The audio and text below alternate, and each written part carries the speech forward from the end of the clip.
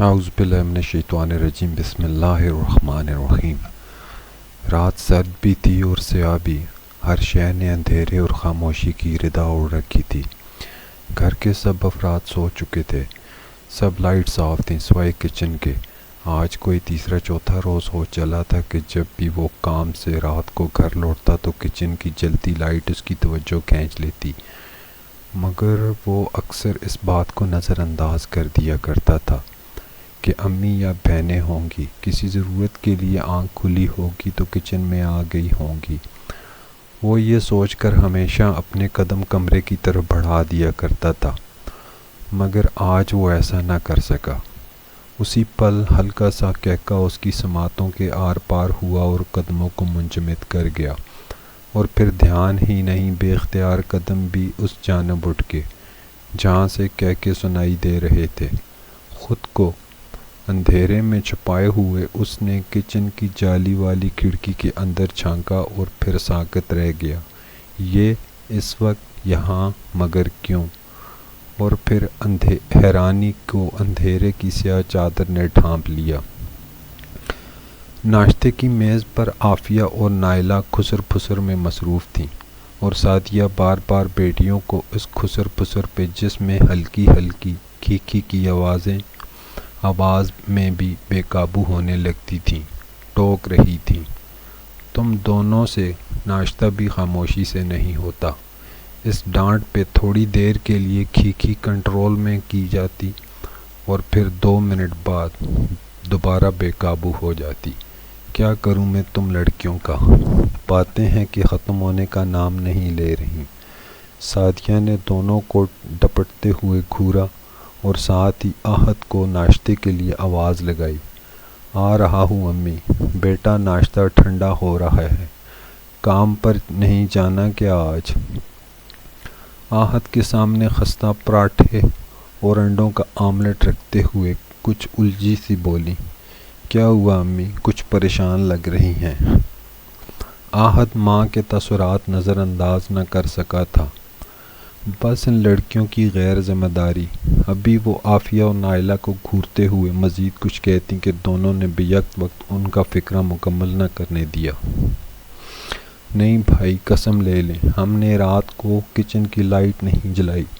وہ دونوں کچھ دیر پہلے خوشگوار موڈ میں باتیں کر رہی تھیں۔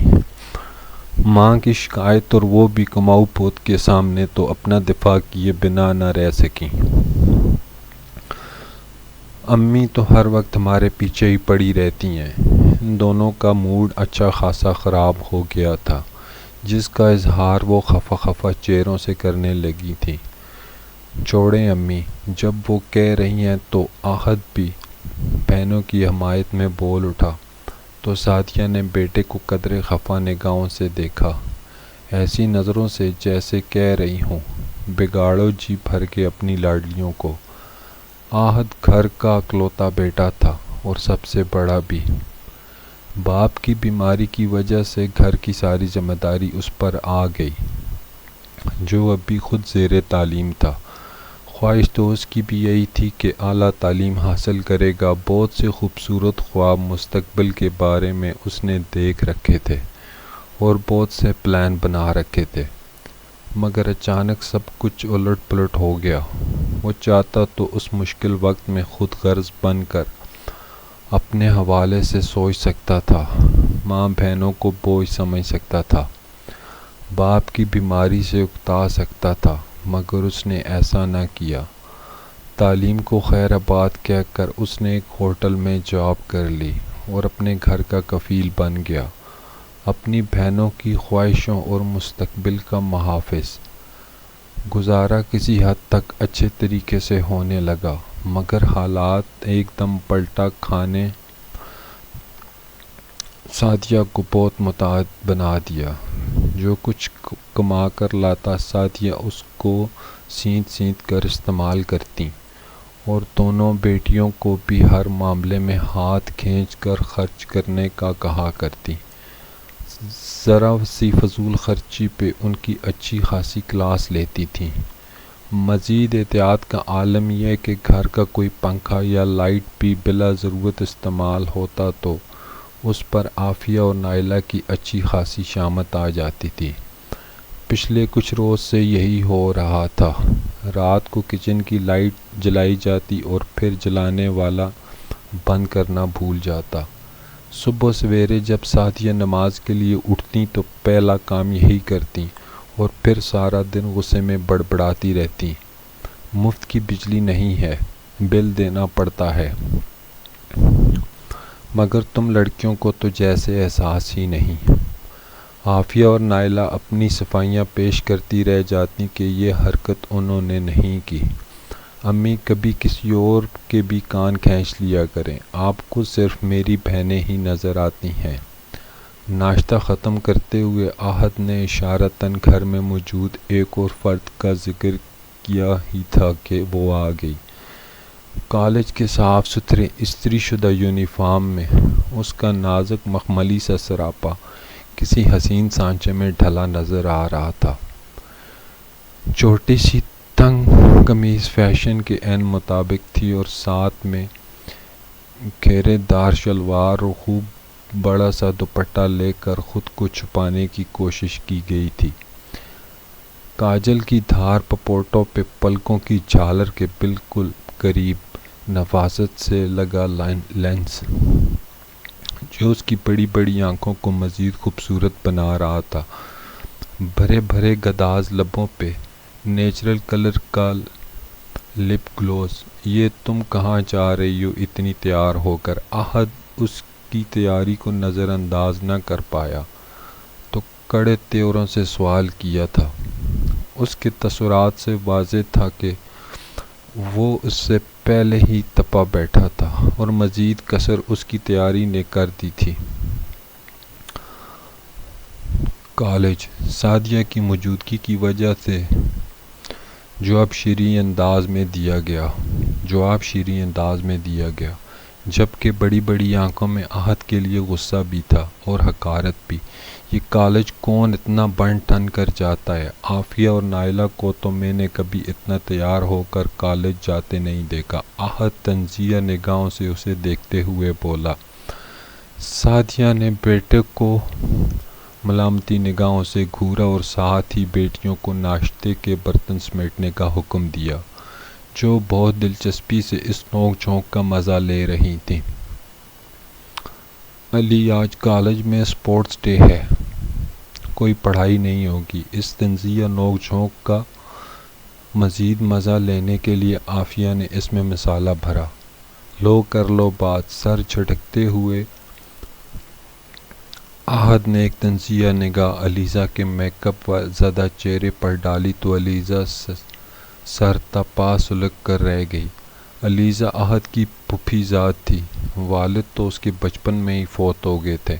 ماں نے اچھے کالج میں داخلے کے لیے لاہور اپنے بھائی کے پاس بھجوا دیا تاکہ بیٹی گریجویشن کر لے تو کم از کم کسی جگہ نوکری کر کے ان کا سہارا تو بن سکے گی، مگر یہ سب ان کے دل میں ہی رہ گیا۔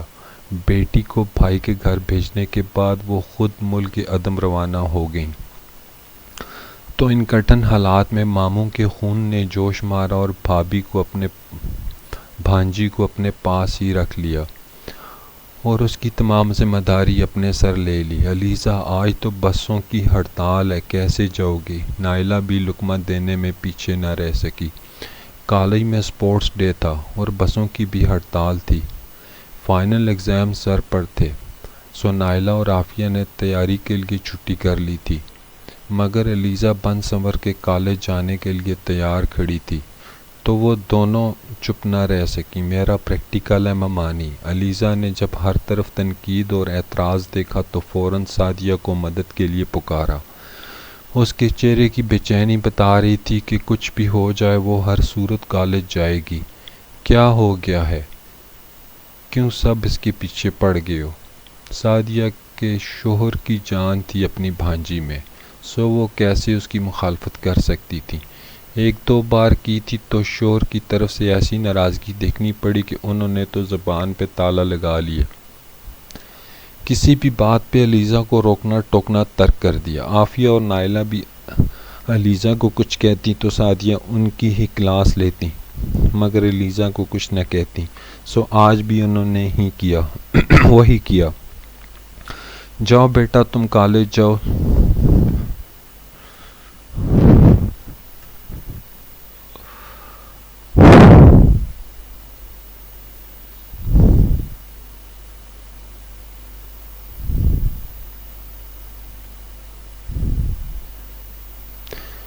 جاؤ بیٹا تم کالج جاؤ۔ سعدیہ ڈھال بنی الیزا کے سامنے کھڑی ہوئی تو باقیوں کے منہ کے زاویے بگڑ گئے، جبکہ الیزا کی آنکھوں میں فاتحانہ مسکراہٹ لہرائی۔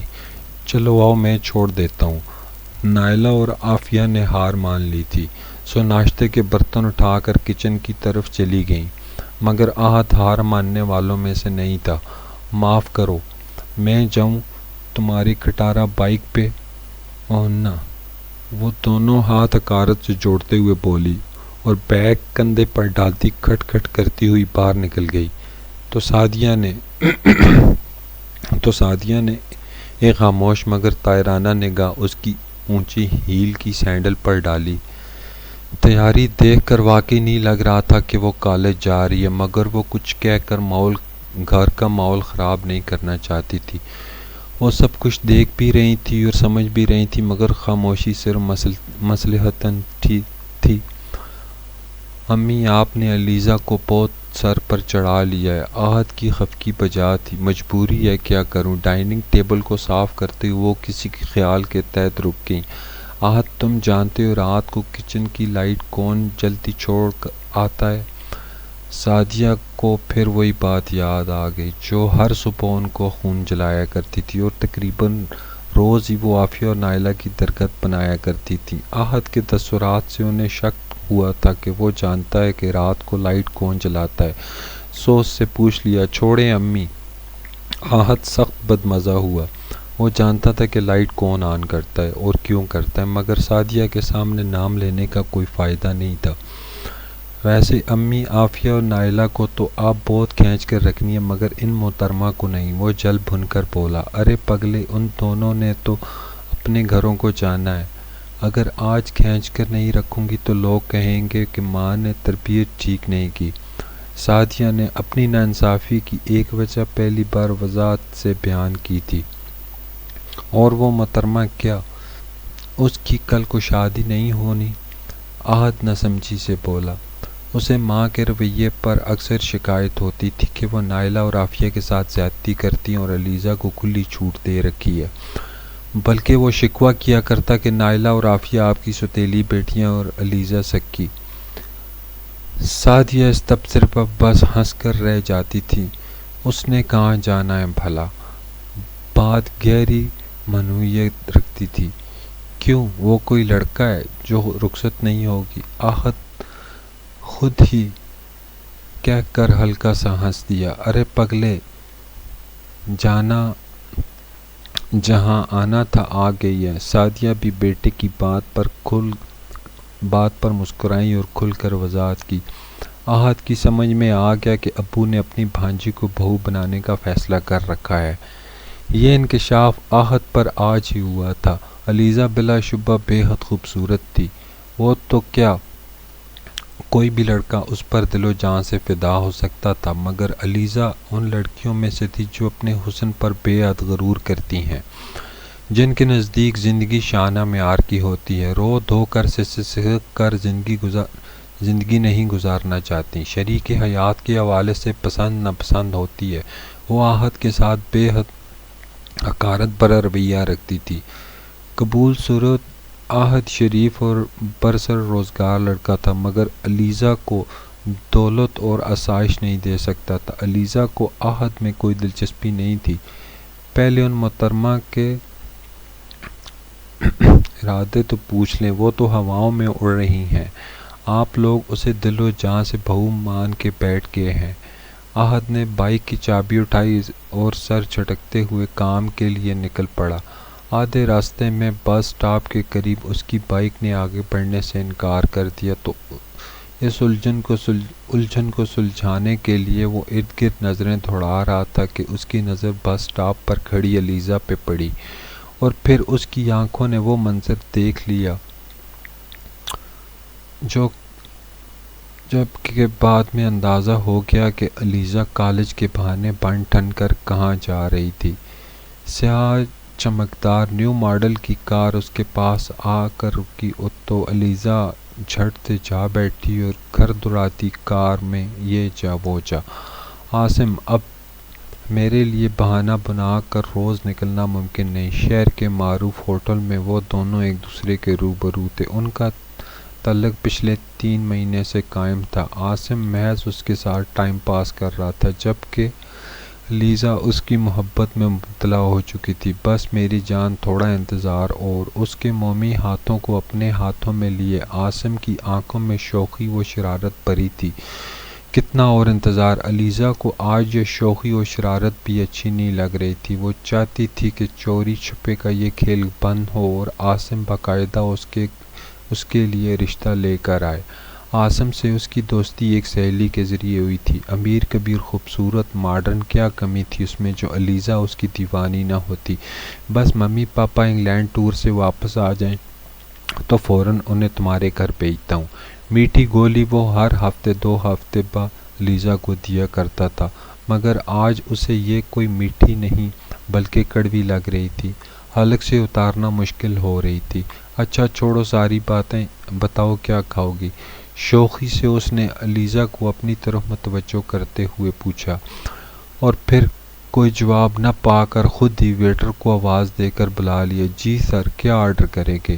مانوس آواز علیزہ کے کانوں میں پڑی تو وہ بری طرح سے چونکی۔ نظریں بے اختیار ہی آواز کی جانب اٹھیں اور پھر جھکانی پڑیں، جس میں ندامت و شرمندگی کاجل کی تہ کے ساتھ جا ملی تھی۔ دیکھو، کوئی مزے کی سویٹ ڈش لاؤ جس کو کھا کر میری بیوی کا موڈ ٹھیک ہو جائے۔ عاصم نے نہایت بے باکی سے کہتے ہوئے علیزہ کی جانب دیکھ کر آنکھ دبائی تھی کہ وہ نوجوان حیرت زدہ رہ گیا تھا، اور پھر اس نے آؤ دیکھا نہ تاؤ علیزہ کا ہاتھ پکڑ کر بے دردی سے گھسیٹتا ہوا اپنے ساتھ لے گیا اور اپنے پیچھے تمسخر، حیرانی اور طنز و غلیظ جملے چھوڑ گیا تھا۔ اس وقت اس نوجوان کو کوئی پرواہ نہیں تھی کسی نظر کی، نہ ہی کسی کے تمسخر کی۔ بس اس وقت وہ بس ایک محافظ تھا جس کا کام بس حفاظت کرنا تھا اس لڑکی کا جو بے راہ روی کا شکار ہو چکی تھی، جو گھر والوں کو کالج کا کہہ کر غیر لڑکے کے ساتھ ہوٹل میں ملاقات کے لیے آئی تھی، اس کا محافظ جو اپنے پیاروں کی آنکھوں میں دھول جھونک رہی تھی، اس لڑکی کا محافظ جسے اتنی بھی سمجھ نہیں تھی کہ وہ صرف وقت گزاری کا سامان بنی ہوئی تھی، ایک امیر زادے کے دل کو بہلانے کے لیے کھلونا، کیونکہ جو عزت دینا چاہتے ہیں وہ ٹائم پاس نہیں کرتے۔ اس نادان کو اتنی سمجھ بھی نہیں تھی کہ وہ شخص بغیر نکاح کے اسے اپنی بیوی کہہ رہا ہے، کل کو اس کے ساتھ کوئی بھی غلط رشتہ اور تعلق قائم کر سکتا ہے، ایسا تعلق جو لڑکی کے لیے باعث ذلت ہو۔ وہ نوجوان کوئی اور نہیں، آحت تھا، جس سے وہ خار کھاتی تھی، جس کے ساتھ اس کی بائک پر بیٹھنا اپنی توہین سمجھتی تھی۔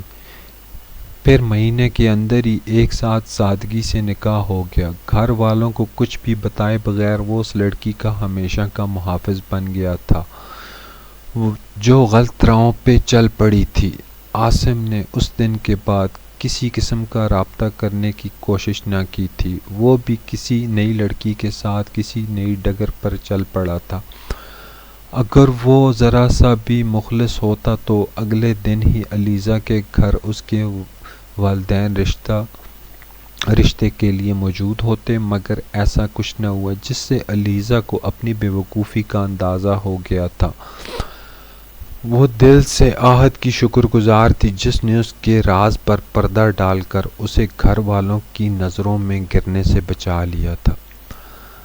اللہ پاک ہم سب کا اور ہماری عزتوں کا حامی و ناصر ہو، آمین ثم آمین۔